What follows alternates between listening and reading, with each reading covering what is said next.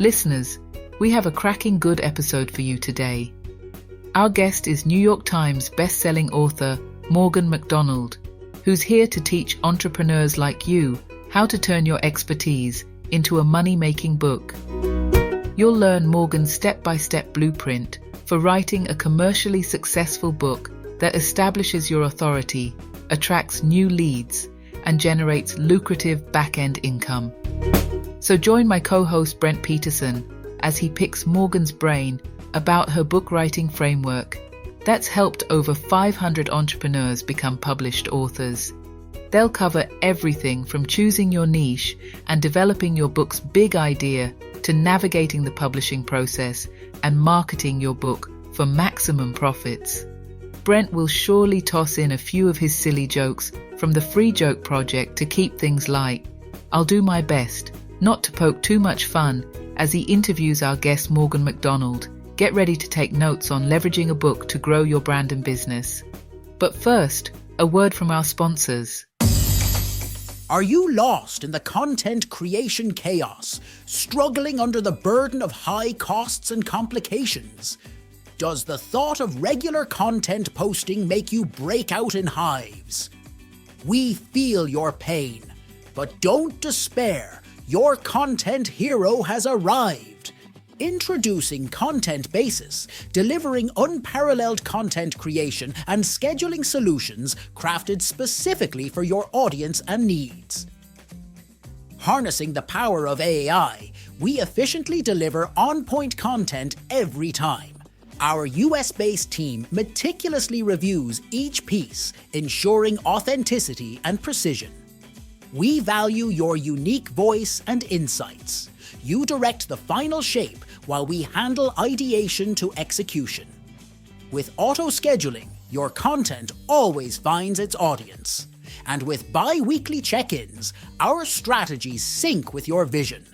At Content Basis, we're your dedicated ally in the content battlefield. From ideation to posting, we've got your content journey covered. Visit contentbasis.io and say goodbye to content chaos today. That's contentbasis.io. You're listening to Talk Commerce. Subscribe and download at talk-commerce.com. Welcome to this episode. Today I have Morgan Gist MacDonald. And I got her name right, otherwise she wasn't going to tell. Never mind. So Morgan, why don't you do an introduction for yourself, tell us your day-to-day role, and maybe one of your passions in life. Sure thing, Brent. Thank you for having me. I'm super excited for our conversation, and I work with authors. So I am the CEO and founder of Paper Raven Books, and we help people write, edit, publish, market books, and we work a lot with folks who are writing nonfiction, business building kinds of books. So coaches, consultants, speakers, marketers who want to package up life lessons and stories and principles and frameworks into a book that then you can take with you on stage, give to clients, doing a book funnel if we want to go down the geeky route. But yes, I spend most of my time in the kind of sales and marketing land of the business, and we have brilliant operations and editorial and design folks who really do the busy work. And I shouldn't say busy. It is busy, but the very fundamental and important work of editorial and design and publishing as well. Yeah, thank you for that. And passions? Do you have a passion in life outside of writing books? We do. So as I was telling you before we hit record, we recently moved from Colorado to West Texas. And when we moved out here, we decided that we wanted to do, we being my husband and I, wanted to do something that was unique to this area that we wouldn't normally have an opportunity to do. So we have become pilots. Private pilot licenses, and so we're now flying the skies in our Cessna 172. It's great. Wow, that's exciting. My son-in-law is a pilot as well, commercial. In the ever-evolving retail landscape, one platform is changing the game, ushering in a retail renaissance that puts relationships at the forefront. Welcome to Endear. Endear is a CRM built for omni-channel brands, empowering them with the consumer data to deliver a personalized, efficient customer experience that drives sales and retention. Imagine a tool that intuitively understands your customers' needs, giving your brand a remarkable edge. Don't believe us? Geronimo from Rebag says, "I've used every CRM from Salesforce down, and Endear is the best one I've found for us." With Endear, your team isn't just selling products and crafting stories that resonate, nurturing connections that last. It's not just a CRM. It's a tool that empowers your sales associates to make personalized connections, bridging brands and customers like never before. Ready to redefine retail clienteling with a platform trusted by hundreds of omni-channel brands around the globe? Request your Endear demo today and enter a future of enriched connections and unparalleled customer loyalty. Good. So, I like the way, I know that we, in our green room, we talked a little bit about content and writing and maybe the importance of a book for a entrepreneur or a solopreneur. And as I said it, I remembered the three pillars. They are, if you're public speaking, and then you have an outlet channel like a blog or a podcast, the third pillar would be a book. So tell us a little bit about... I would like to dive into the ClickFunnels, but tell us a little bit about why that book part of that equation is important. Yeah, well, a book is interesting because it is both sort of positioning, right? It helps with your brand as an author. And that's what many people will sort of talk about is gives you credibility. And, when people introduce you on a stage, whether it's a real stage or a virtual stage, they'll often mention that you're an author of such and such book, which for that audience really positions you as an expert. And I would suggest that there is something special about the process of writing the book, that when you do take that time to organize your thoughts and actually write them out, you discover new angles or nuances to your frameworks, your methodology, even your life stories, and you come out of that writing process really owning your message and what you are contributing to your field in a totally new way. It often offers an entirely new perspective on the work that you do and the contribution you're making. So that's an important part of why write the book as well. Yeah, I can say that. So I'm in EO, Minnesota, Entrepreneurs Organization, and our chapter president just wrote a book. He has a capital fund or a private equity fund that he runs, and he wrote a book about profitability and things like that. And it was interesting, and you do get a good perspective on people's point of view when you do see something like that. So the other thing that we kind of hinted to was, what if I wanted to start a book, or what if I wanted to write a book? How do you help people navigate that process? Yeah, well, I think first and perhaps most intimidating is, that big question of like, well, what am I even writing about? Identifying that scope of what's going to be included in the book and why, and what am I intentionally sort of not including in the book, and also why. And you did mention with me before we hit record, Brent, that you're curious about if you were to write a book. It seems like you said you've been told that you should write a book. Would you be interested in kind of going through an exercise with me on this? Yeah, absolutely. And full transparency, I have a lot of LinkedIn followers, and I swear that I get at least one message a month saying, "Hey, I'll write your book for you," or "For $8,000, I'll help you write your book," or whatever. I mean, I'm just throwing out fake numbers, but yeah, it would be interested in kind of walking through that process, as long as we can get it done in less than 4 hours. I thought you were going to tell me 4 minutes. Yeah, certainly. And of course, we're not going to create an outline or anything together. But sometimes I've discovered that even just the getting started with, what is the scope of this book question can get the wheels turning in kind of the right direction. So, okay, so Brent, let's do a little bit of a quick thought experiment. So you've produced a lot of content, right? You write on Medium, you have the big LinkedIn following, you do a lot of podcasting, you do a lot of presentations. What are some of the topics that you get most excited about? Like when someone says, come talk to us about this. What do you get most excited about? Yeah, this is going to sound odd, and I'm not a project manager, but for the longest time, almost 10 years now, I've been giving talks about project management, but keying in on how that customer experience is so important in project management, and talking about how your communication as a project manager needs to be one step above what the client expects in that process. And the very first time I did this, I was really hoping to resonate with clients. And the funny part is that I had so many developers who were working either independently or on a team that said, hey, I didn't even think of that. I didn't think that I should give a weekly report to my client, or I should communicate other than just email or on a phone call. There's so many things that came up through that process.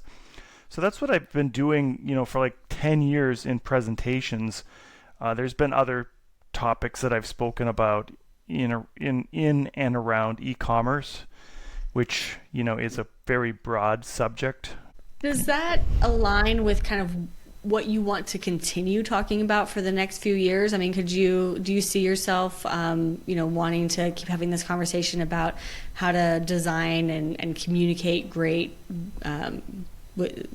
I'm struggling just a little bit with the word, but like I know where you're going, and I would, but that customer experience, the deliverance of what the customer sees and hears from their team that they've just hired. Do you want to keep talking about this? Yeah, I don't. That's a really great question. No, would be my short answer. Let's not write a book about this then. Yeah, I think it's a really interesting subject, and I don't know how well it's been used. I don't know how well it's been pounded on.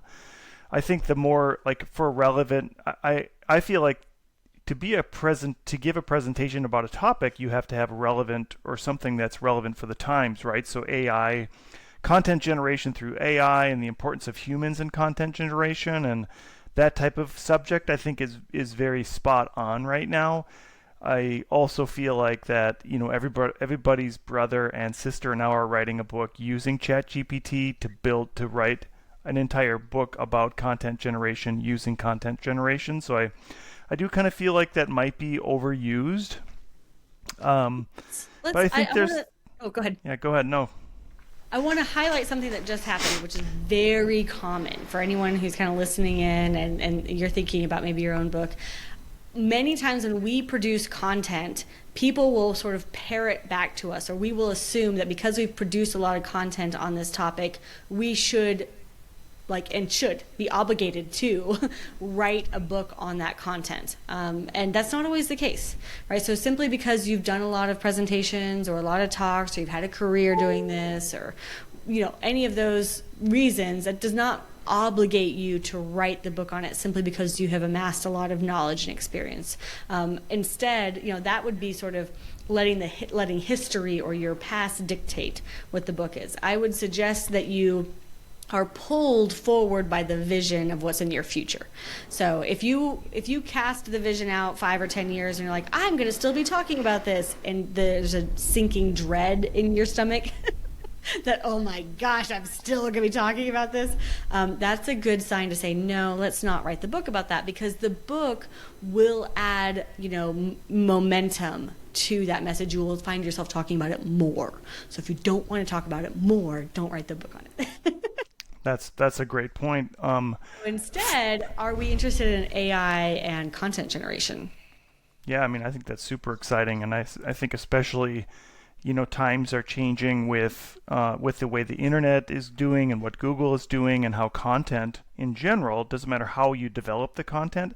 And I guess I would like to set aside the fact that how the content is developed. It could be written by a college student in their dorm room, it could be written by ChatGPT, could be written by Stephen King, right?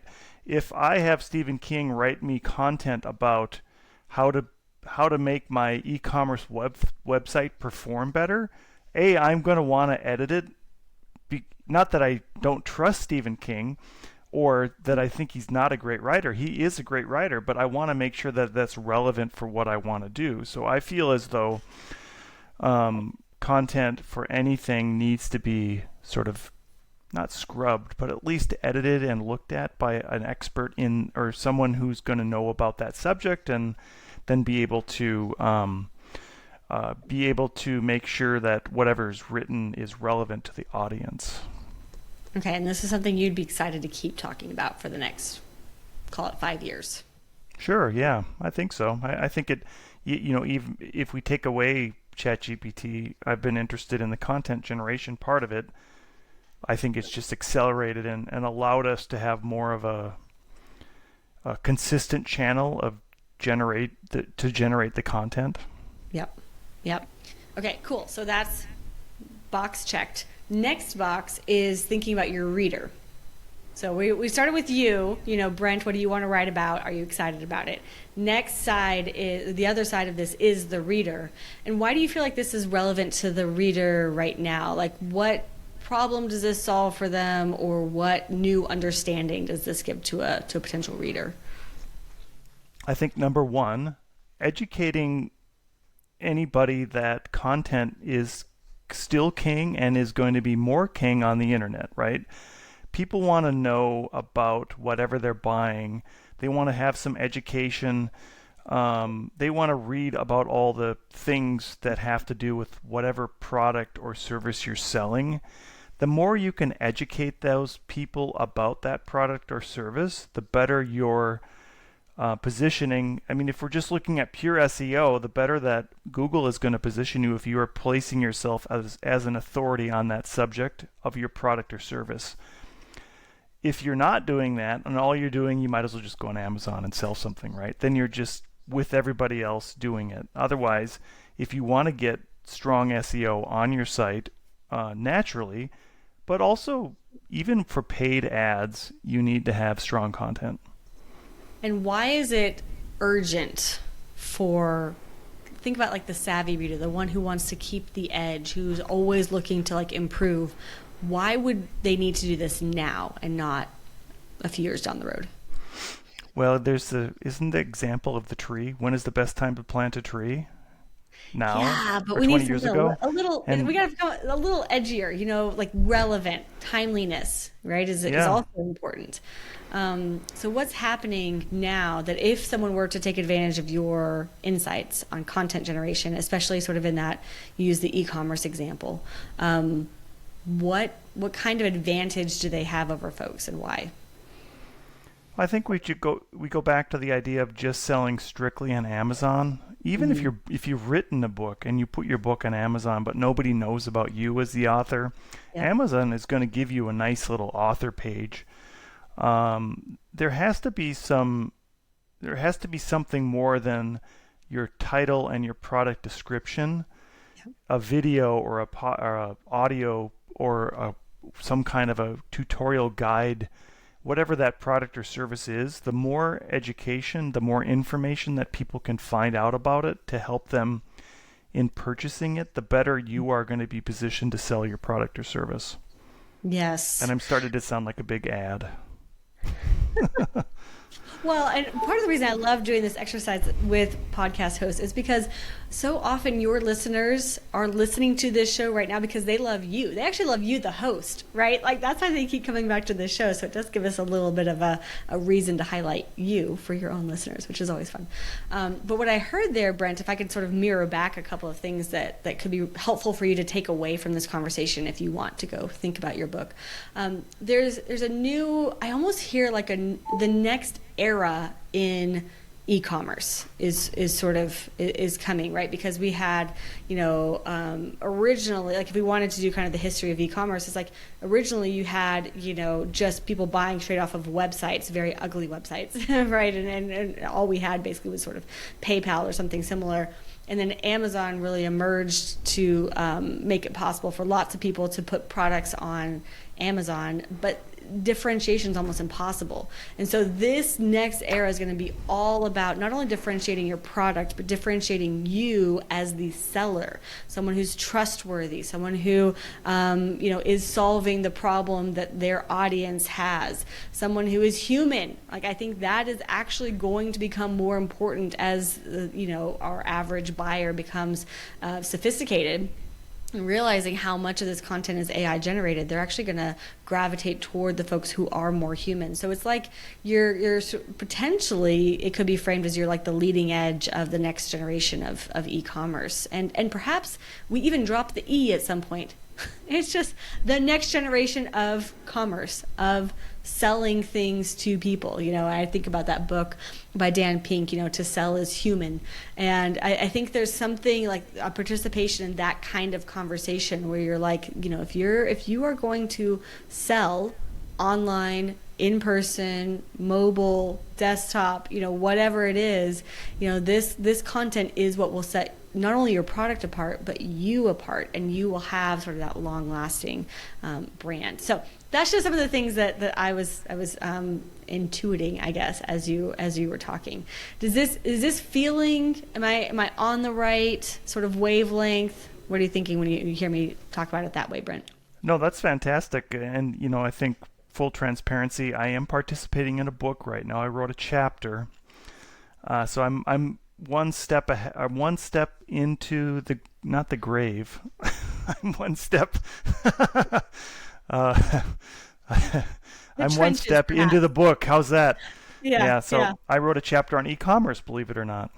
There you go. And it's about how to monetize your content. There you go. Yes. So we won't, as I said, we're not going to get all the way through sort of an outline or anything. I think, I hope it's helpful for people to hear talking through that. And you can take yourself through some of those same types of questions of what do I want to talk about? Do I want to keep talking about that 5 years from now? When I get solid on the content that I want to talk about, now we need to think about it from the reader's perspective. Why is this important to the reader? Why is this timely for the reader? If we can get some sort of leading edge on that content, that will make it all the easier to market when that book is ready to market. And we can kind of jump over to some of that marketing stuff too, if you'd like, Brent. I know we talked about Amazon and book funnels and some fun things too. Yeah, let's talk about the book funnel. And I did just one comment. I did see Daniel Pink talk, and it was really interesting. I think he talked when his book came out. It was the power of regret. Was the talk that about, and it was around his book, which I think is interesting. Like he had just written the book, and I saw the talk, and then he had free books at his talk, and I can see how they tie together. Yeah, absolutely.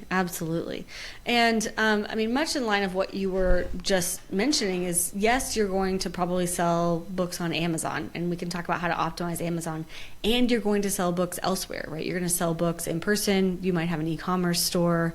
You might have a book funnel, which is essentially an e-commerce store, except it's much more direct response marketing style, right? It's like a landing page with a single option to buy or not to buy, is really a book funnel.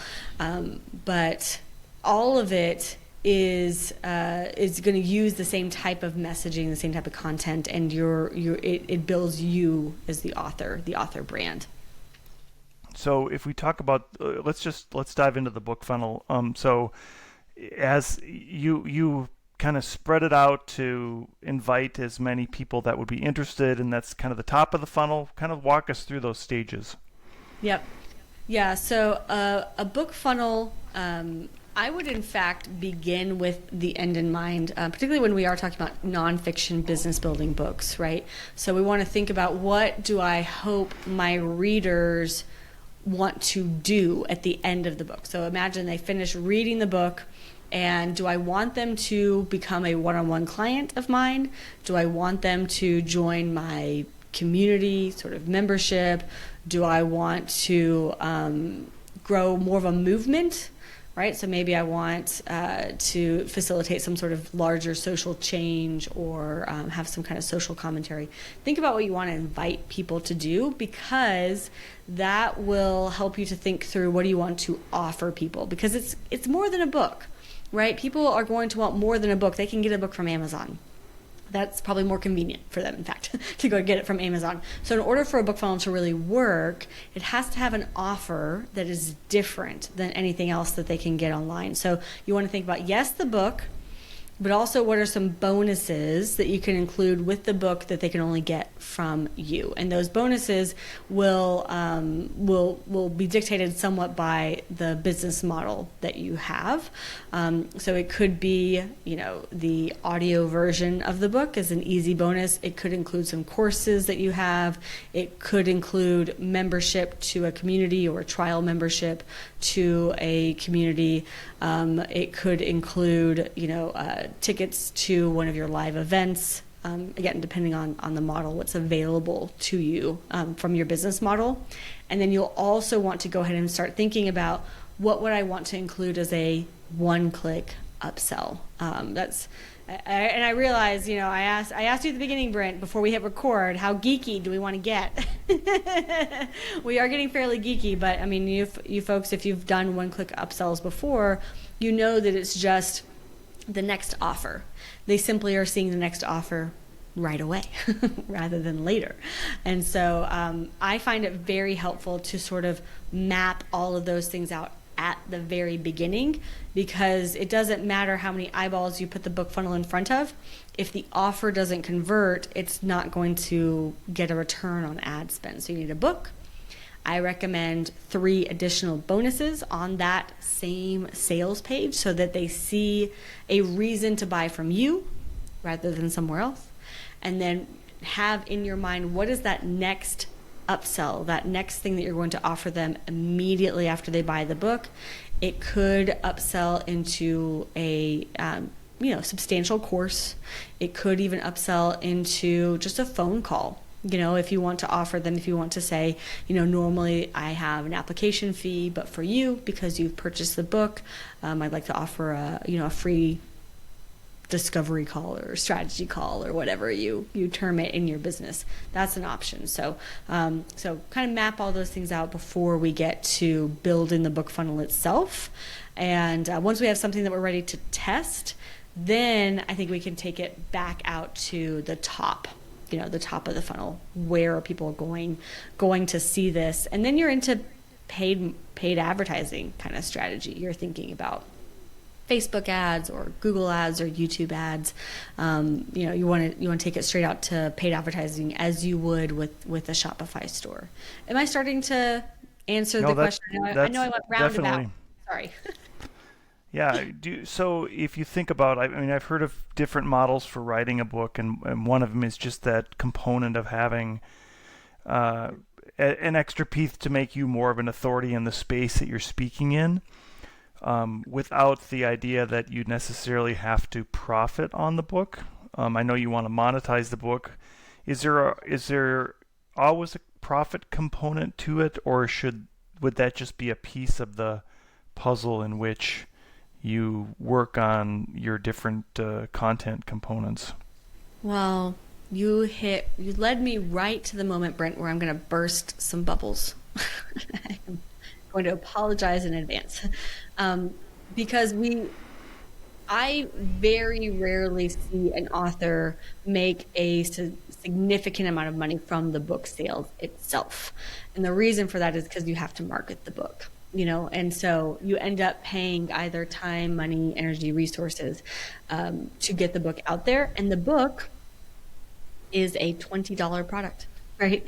It is a low-priced, low-profit margin product. And so selling one single book is typically not going to provide enough of a profit margin to really make a substantial amount of income off of one book. And so I will typically, this is both what I've seen and it's what I suggest to our author community. Is like, you make money from books in 2 ways. Way number 1, you sell one book and you profit off the back end products and services. Your coaching, consulting, membership, course, speaking fees, that sort of thing. Number 2, you write a lot of books.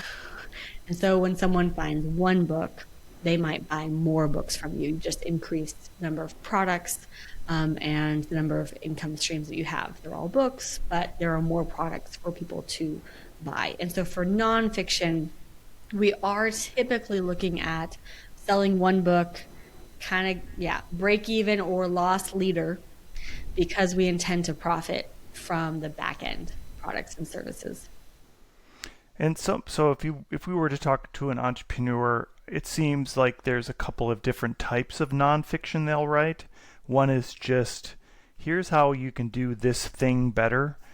And there's the type of book that would be conceptual. Think Malcolm Gladwell, who's also a great storyteller, or what's his name, Sinek. He read The Who. Simon Sinek. Yeah, Simon Sinek. And then there's the sort of inspirational stories that people have gone through adversity. And is there a specific type of nonfiction? I suppose it all depends on what your internal drive is, right? And I suppose that the inspirational nonfiction are a lot of times the keynote that is giving an inspirational story to help drive that idea, and that helps pay for their keynote and their book. Yes. I think a lot of different types of nonfiction can work for a business model with a back end. And you would want to know what it is, again, that you're leading people toward. So certainly a how-to, that's what I wrote. It's a how to write a book. It's a book about how to write a book. And then I help people write and publish a book, right? So that leads right in. It gets a little bit murkier when you get into inspirational story, because sometimes as the writer, we lose sight of the reader. And so I would highly encourage anyone who, if you want to include inspirational stories, that's fantastic. Storytelling is very impactful. It leaves an impression in your reader's mind. There's an emotional connection with the reader. And you want to make sure you land on a point. That there's a driving point for the reader that is going to be somehow related to your business or your message. And so that's just something that we tend to work with folks. It leans more memoir, essentially, when you're telling your own story. And I would encourage you, if you have any sort of frameworks or lessons learned or principles that you can sort of attach to the side of the inspirational story, that can help to lead people to see, this is how I might continue to work with this person. Maybe I'm involved in their community. Maybe there's a paid community aspect, or maybe there's even a nonprofit aspect. I'd like to support this nonprofit. Pencils of Promise was an example of that. It was a nonfiction memoir style book, and it brought people to buy into this message of this nonprofit organization, raised a lot of money that way. So just think about, when the reader goes through this chapter by chapter by chapter, at the end of the book, again, how do they want to work with me? And many of those different styles can work, so long as you approach it with that intention. Where am I leading the reader? I used to travel to Ireland a lot, and the Irish are fantastic storytellers. They can be very long-winded storytellers as well. So I do appreciate knowing where you're going. And I would encourage you to watch the show Dairy Girls if you like Irish culture, because there's a particular character who drones on and he talks like, so I can appreciate the inspirational stories sometimes can turn into something that you're just, okay, I'm tired of this. This is not even inspirational. I'm going to put it down, because it either doesn't go anywhere or it's just completely boring. Yeah, sad but true. But yes, that's something that we really have to work with authors on a memoir, is making it very compelling, a super compelling narrative. And if there is going to be a business behind it, what is that business that we're leading people toward? So in your business, Paper Raven Books, what are the types of people that you see most of now? And is it a mixture of fiction and nonfiction, or is it mainly just nonfiction work that people are coming to you for? We do nonfiction, fiction, and memoir. We started out just nonfiction, but we discovered that some of the ways that we approach marketing a book, and particularly building the author's email list, were very helpful to especially fiction folks. So our authors still tend to be very entrepreneurial in nature, but what they ultimately want is a list of readers. They want a fan base. They want loyal readership, because they want to continue serving those readers either with a business, products and services, or with more books. If they're writing fiction, they might be writing a whole series. And so they want to gather that readership. And so one of the things I highly recommend, whether your book is, especially if you're going to use Amazon primarily as your place of selling the book, I highly recommend having some sort of, call it a lead magnet. In the fiction world, it might be called a reader magnet, but a list building freebie in the book. Use a QR code, because Amazon has recently shut down links. You can't click links from the look inside anymore. And so QR codes, for building that list. And we've been, our authors have been very successful at bringing people from the book to an email list. And then once they're on that email list, now you can sell them the back-end products and services. You can also ask them for a review, which that's one of the most painful parts of the process. Most people don't realize before they publish a book. Getting a review on a book is really challenging. And so if you're already bringing people onto an email list, it's a great opportunity to ask them to leave a review and easily link them back to your page to leave a review. So practical tip there. Every single book that we work with, we recommend doing that. Yeah, I do want to ask you about that, because I find it very hard just to get people to listen or to give me a review on my podcast. And, we're from Minnesota, so we are, traditional Scandinavian Lutherans who don't believe in talking to other people just outwardly, right? Our extroverts are, I'm going to look at your shoelaces instead of my shoelaces, right? So sometimes that direct approach, it'd be better if I was from New York and I just say, hey, just every 2 days I send you an email. Did you leave me a review yet? Why not? Is that what it takes sometimes? So that's not what I've needed to do. And I mean, not that I have like a New York Times bestselling book or anything, but I've got 17 going on 1,800 reviews on my book, and I don't pound people asking for reviews. Instead, what I've done is, at the very beginning of my book, you can see it on Amazon. If you go search for Start Writing Your Book Today by Morgan Gist MacDonald, you'll see it right there on Amazon. If you click the look inside, you'll notice there's a page. I need to reset it so that it jumps to the right page, but ideally it jumps to kind of the preface or the author's note of the book. It's the first thing people see when they go to look inside, and I offer the audiobook for free. Basically, I'm emailing the MP3 file, right? This is not complicated. But they go to a landing page, they give me their email address, I email them the MP3 file. 7 days later, I follow up, autoresponder, and I say, hey, hope you loved the book, hope you got something valuable from it. If you could, I'd be honored if you would leave a review, link to the Amazon page to leave a review. And then 21 days after that, I follow up and say, hey, hope you had a chance to finish the book and leave a review. If you didn't, no problem, there's still time to leave a review. Just click this link.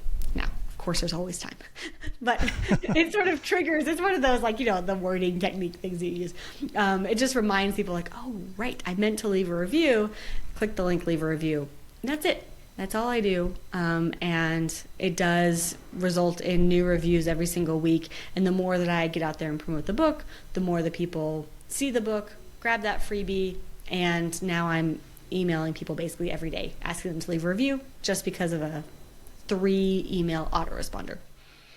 Right. Well, that makes a lot of sense. The first step is to ask. But I did see your book on. All right. I see your book on Amazon. So what you're saying is that the written form of the book you're offering as a freebie from an MP3 standpoint. Is that right? So when any version of the book that people buy, the first few pages offer the audiobook for free. Say, thank you for buying my book. Go to this link and I'll give you the audiobook for free. Because it's at the beginning of the book, when you click look inside, you see that page right away. And that's it. Yeah, I'm just offering the audiobook for free. Interesting. Okay, good tip. Thank you. Yeah. I guess we're done. Bye. No. It doesn't have to be an audiobook. It could be a PDF guide, a checklist, a companion course, a printable, recipes, meditations. I've seen Spotify playlists, lots of things. Nobody's going to want my Spotify playlist, but thank you. No, then don't use that as the freebie, Brent. Do something that converts. Yeah, I'm just joking with you. So all right, so the process of getting in touch with you and this formula. Tell us a little bit about that process, and you've already made it super easy. I'm already halfway done with my book, and it's only been 35 minutes, so I think that's fantastic. Tell us a little bit about that process. Sure. So we kind of meet people where they are in the process. So some folks come to us with a finished manuscript, and they're like, I don't know if this is good or not. Can someone read it, please? And so we will review manuscripts. One of our senior book coaches will review it, provide written feedback and a coaching call, and kind of walk you through what the book needs for publication. We can do a market analysis. We can show you the keywords and categories and things that would get the book the highest visibility on the Amazon platform, talk you through kind of different marketing strategies. So we can do that if you already have a finished manuscript.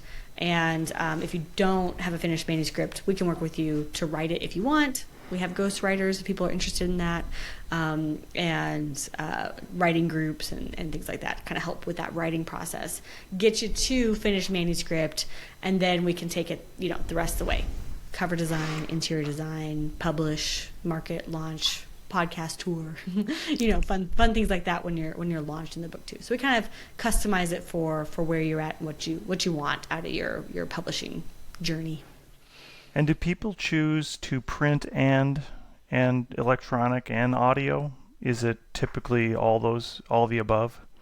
We always recommend ebook and paperback and hardback, and audiobook is kind of optional, but certainly, if you have, for instance, if you're Brent and you have a podcast and people know you for your podcast, you might want an audiobook because people are used to listening to you. And when you mention it on your podcast, you're talking to people who listen to audiobooks or listen to audio content already. But that would be, yes, an optional thing technically. And typically does the writer a lot of times record their own audio podcast? And I suppose if they're recording it themselves, you save a little money. You can. You can certainly record your own. And how that typically works is you're in a room like this, like we're currently in Riverside, a platform like this, where you're talking into the microphone and you have the sound engineer with you. So they can make sure that everything is quality controlled. And then you might, once you get sort of the okay on that, you might sort of continue to record the rest of the book and then they edit it at the end. Or you can hire it out, because there's lots of voice talent. So that's very possible as well. Have you seen anybody do complete audio read with a AI tool like 11 Labs or anything like that yet? So I have not personally purchased one of those audiobooks, so I don't know what the reader experience is like, but it'll be interesting. They're getting better and better. I'm optimistic.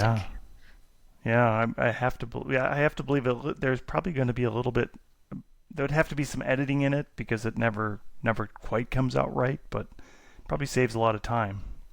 It's worth trying. Yeah, if you don't mind getting in there and kind of fiddling with the editing at the end, worth trying. So we have a few minutes left. Is there anything that you would like to get across to the listeners, maybe how to get in touch with you and inspirations to get started and things like that? So I would encourage folks, one of the biggest questions I get is, when should I write the book? I'm not famous yet. Should I wait until I'm famous and then write the book? And I will just say that my personal journey was, I wrote the book earlier on in my business journey. I think my business was referral only for many years. And I had a list of, 100 folks who I had convinced to give me their, email addresses for my newsletters. So I was not sort of like very far along in marketing. But I went ahead and wrote the book because I wanted to give it to clients and put it up on Amazon and kind of get that visibility. And I've grown a business kind of off the back of the book, and you learn so much about your frameworks, your methodology, your lessons learned as you're doing the writing. And when you're famous, you can write the next book. And so that's something I talk to a lot of new authors about. People are always like, well, how do you get the visibility? You can get visibility on Amazon. Just like SEO, Amazon has keywords and categories and things like that. A tool that we use is Publisher Rocket. It's pretty inexpensive. I think it's like $97 or something. But you can mine for keywords and categories just like you would on Google, YouTube, any of these kinds of platforms. And there's still organic reach on Amazon. So you get your book up there, you've got your list builder in there, and every time you talk about your book or promote your book, you are not only selling the book, but you are building your email list, which can be really helpful in growing that business. So that's kind of the question I get asked a lot. So I don't know if that's helpful for folks. And certainly, if you'd like to know more, you can always go to my book, Start Writing Your Book Today, on Amazon, or you can go to my website, paperravenbooks.com. That's awesome. So one last question. If you had mentioned having more books makes it better, if you had a formula as a writer, is it better to just try to churn out content in a book, and at some point does the cost of writing it and just putting it up at least electronically balance out with the number of that you have to print? Or I know that's very subjective, because who knows how long it takes to write anything, but the end part of that is it has been common for people to say, oh, you have a blog, just make your blog into a book. And I always have to believe it's a little harder to make your blog into a book than just making your blog into a book. It is harder than you don't want to just copy and paste your blog posts into a book and call that the book, because ultimately you need to be solving some sort of problem for the reader, right? And the content in the book needs to build chapter by chapter, a series of epiphanies or understandings or new realizations for your reader, such that when they end your book, they know something new, or they understand something differently than they did before, toward a specific outcome, I would recommend. So I am helping people to achieve what? I'm helping people to achieve, writing their book. I'm helping people to achieve, creating content for their commerce, their e-commerce store, so that they can be a more successful e-commerce brand. I am helping people to, raise awareness for education around the world. I am helping people, what is that big topic that you're helping people to gain an understanding around? And then every single chapter should build on the previous one, so that they have a fuller understanding by the end, toward a specific challenge or struggle or frustration that they have in life. And so the danger with blog posts is they address lots of different challenges. So can you at least arrange them so that chronologically it makes sense, toward a specific outcome that you're trying to get the reader toward?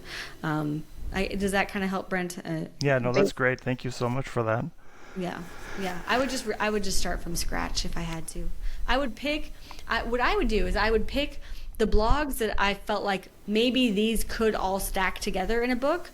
And then I would go and sort of draft a new outline of the book, and maybe copy paste relevant paragraphs and sections, but let the book be a different experience for the reader, one whole experience for the reader, and use the blog post as inspiration. Yeah, that makes perfect sense. Morgan Gist MacDonald. Yes. Got it right. That's right. It is Scottish, thank you, not Irish. Thank you. Sorry. Thank you so much for being here. At the end of every podcast, I give the guest an opportunity to do a shameless plug about anything you want. So you could plug something in Midland, Texas, or your book, or whatever you'd like to plug today. Well, thank you, Brent. It's been an honor to be here, and of course, I would shamelessly plug my own book. So it's called Start Writing Your Book Today, a step-by-step guide to write your book from your nonfiction book from first draft to finished manuscript. So it is all about the writing process. If you feel like you get stumped there, then it is kind of my how-to guide on how to organize your thoughts and start that first draft process. That's awesome. Thank you so much for being here today. Yeah, thank you, Brent. It's an honor. Talk Commerce is a production of Content Basis LLC. For more creative content, go to contentbasis.io.